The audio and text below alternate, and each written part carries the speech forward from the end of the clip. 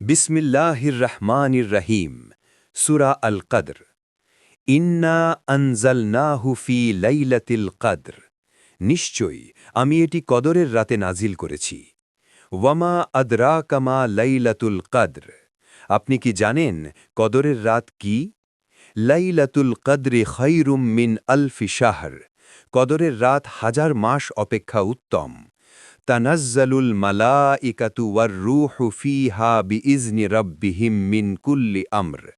সে রাতে ফেরেশতারা ও রূহ জিবরাইল আলাইহিসসালাম তাদের পালনকর্তার আদেশে প্রত্যেক কাজের জন্য অবতীর্ণ হয় সালামুন হিয়া হাত্তা মাতলাইল ফজর শান্তি শান্তি সেই রাত ফজর উদিত হওয়া পর্যন্ত শানে নুজুল এই সূরাটি মক্কায় নাজিল হয়েছে একদিন রসূলুল্লাহ সাল্লাল্লাহু আলাইহি ওয়াসাল্লাম বনি ইসরাইলের এক মুজাহিদের কথা সাহাবীদের কাছে বর্ণনা করছিলেন যিনি 1000 মাস ধরে অবিরাম আল্লাহর পথে জিহাদ করেছিলেন এবং রাতে ইবাদত করতেন সাহাবীরা এই কথা শুনে অত্যন্ত বিস্মিত হলেন এবং নিজেদের ছোট আয়ু নিয়ে আফসোস করতে লাগলেন যে তারা হয়তো কোনোদিনই সেই মুজাহিদের মতো সওয়াব অর্জন করতে পারবেন না সাহাবীদের এই আক্ষেপ দূর করতে এবং উম্মতে মুহাম্মাদিকে এক বিশেষ মর্যাদা দিতে আল্লাহ তাআলা এই সূরাটি নাজিল করেন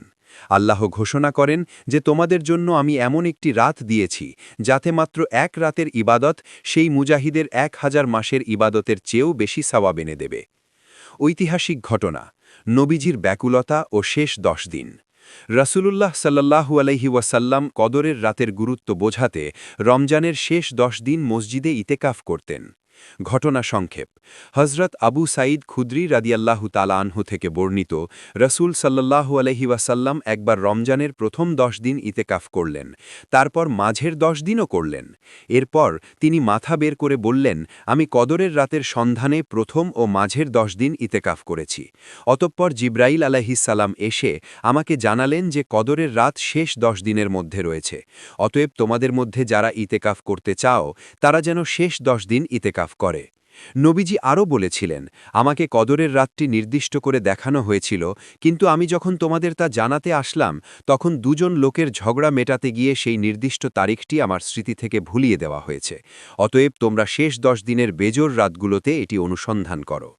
শিক্ষা এই সূরাটি আমাদের শেখায় যে ইবাদতের জন্য দীর্ঘ আয়ুর চেয়ে নিষ্ঠা ও বিশেষ মুহূর্তের গুরুত্ব অনেক বেশি এই রাতটি উম্মতে মুহাম্মাদির জন্য আল্লাহর পক্ষ থেকে একটি বিশেষ উপহার